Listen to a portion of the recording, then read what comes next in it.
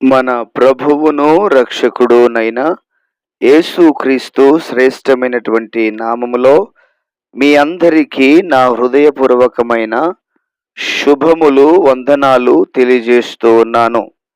ఈరోజు దేవుని యొక్క వాక్యము మొదటి కీర్తన 3వ వచనాన్ని చదువుకుందాం. అతడు నీటి కాలువల యోరను నాటబడినదై ఆకు ఆడక తన కాలమందు ఫలమిచ్చు చెట్టు వలె నుండును. అతడు చేయునదంతయు సఫలమగును. మరొకసారి చదువుకుందాం.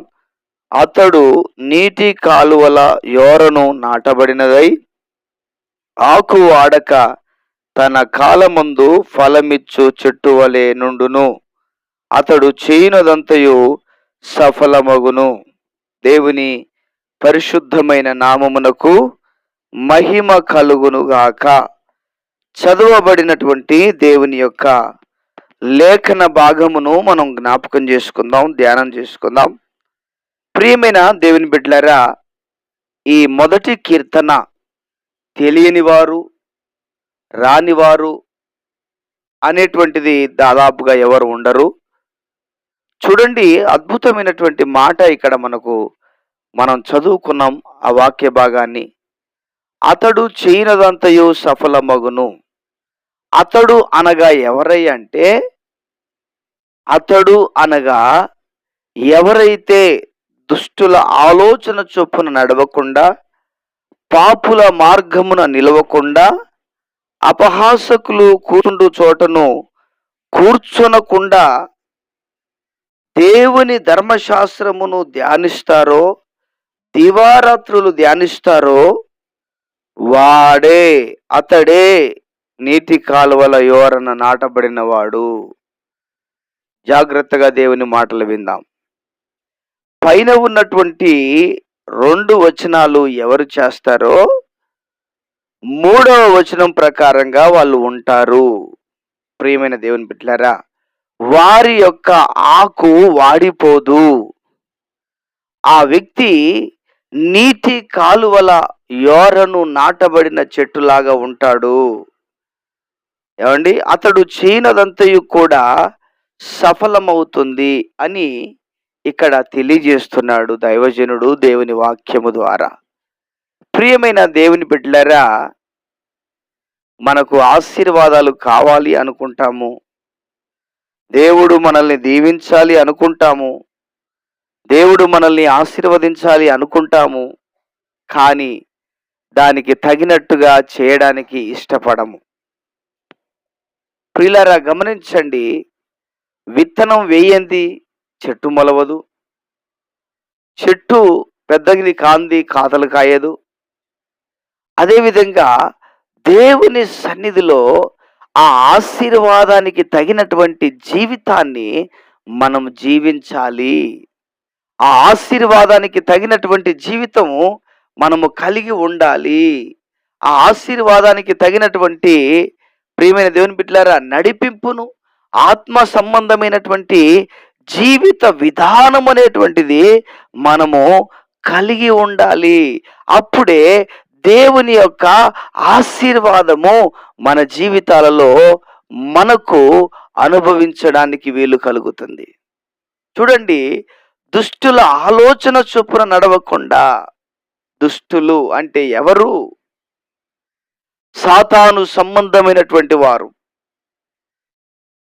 దేవుని వాక్యానుసారము కానిది, లోకానుసారమైనటువంటి ఆలోచనలు చెప్పేవారు. పాపులు అనగా ఎవరు? పాపులు కూడా వారే. వారికి ఒక మార్గం ఉంటుంది. పాపుల మార్గమున నడవక, అపహాసకులు కూర్చుండు చోటను కూర్చొనక. ప్రియులారా, అంటే చూడండి, నడవక, నిలవక, కూర్చుండక, నడవక, నిలవక, కూర్చుండక. ఏం చేయాలి మరి? దుష్టుల ఆలోచన నడవద్దు, పాపుల మార్గం నిలవద్దు, అపహాసకులు కూర్చుండు చోట కూర్చోవద్దు. ఏం చేయాలి అంటే దేవుని వాక్యాన్ని ధ్యానించుకోవాలి. దేవుని వాక్యమును ధ్యానిస్తూ ఉంటే దేవుని వాక్యమును ఆనందించుకుంటూ సంతోషించుకుంటూ ధ్యానిస్తా ఉంటే దేవుడు ఏం చేస్తాడు తెలుసా? నీటి యోరన మనల్ని నాటుతాడు. ఎప్పుడు నది ప్రవాహము ప్రవహించేటువంటి చోట కాలువ నీరు ఎప్పుడు ఎక్కడ ఎట్లా ఉంటుందో, ఎప్పటికీ పారేటువంటి ఏరు నీటి ఒడ్డున మనల్ని నాటుతాడు. అంటే మన పరిస్థితులను అలాగున దీవిస్తాడు. ఇప్పుడు ఏమైతుంది? ఆకు వాడిపోవట్లేదు. ఆకు వాడకుండా తగిన కాలములో ఫలమిచ్చేటువంటి చెట్టులాగా, అంటే ఒక నీళ్ళ పక్కన ఉన్నటువంటి చెట్టు, ఒక నీటి ఒడ్డున ఉన్నటువంటి చెట్టు ఎలా ఉంటుందో ఆ వ్యక్తి అలా ఉంటాడు అని తెలియజేస్తున్నాడు ఇక్కడ. అతడు చేయనదంతయు సఫలమవుతుంది. అతడు వెళ్ళే మార్గము గాని, అతడు చదివే చదువు గాని, అతడు చేసే ఉద్యోగము గాని, అతడు ఎక్కడికి వెళ్ళినా కూడా ఒక ఆశీర్వాదకరమైనటువంటి పరిస్థితులను చూడగలుగుతాడు. ఒక ఆశీర్వాదకరమైనటువంటి జీవితాన్ని అనుభవించగలుగుతాడు. ప్రియమైన దేవుని బిడ్డలారా, పాత నిబంధనలో మనం యోసేపు కనుక చూసుకుంటే, యోసేపు ఎక్కడ ఉంటే అక్కడ దేవుని దీవెన ఉన్నది. ఇంట్లో ఉన్నది, పొలములో ఉన్నది. కొంతమంది భక్తులు వాళ్ళ జీవితాల్లో కూడా అలాగనే ఉంది. వారిని బట్టి దేవుడు వారి కుటుంబాలను దీవిస్తా ఉన్నాడు. కనుక నా ప్రియమైన దేవుని బిడ్డలారా, దేవుని వాక్యాన్ని ధ్యానించేవారిగా, దేవుని వాక్యాన్ని నెమరు వేసేవారిగా మనం ఉండగలిగితే మన జీవితాలలో దేవుడు తన ఘనమైన కార్యాలను, ఉన్నతమైన కార్యాలను, శక్తి కలిగినటువంటి కార్యాలను చేయగలిగినటువంటి దేవుడు. అటువంటి కృపను, ధన్యతను ప్రభు మనందరికీ అనుగ్రహించునుగాక. ప్రార్థన చేసుకుందాం. ప్రియుడమైన తండ్రి, విన్న వాక్యాన్ని మా వినికిడిలో దీవించండి, ఆశీర్వదించండి. ప్రభు, వాక్యం వింటున్న ప్రతి బిడ్డను, ప్రతి ఒక్కరిని పేరు పేరు వరుసన దీవించి వారి అవసరాతులను, వారి అక్కర్లను తీర్చండి. వారి చుట్టూ మీ అగ్ని కంచెను, కాపుదలను, భద్రతను, క్షేమమును దయచేయండి. వారికున్న సమస్యల నుండి, వారికున్న ఇబ్బందుల నుంచి, వారికున్న ఇరుకుల నుంచి విడుదల కలుగచేయండి.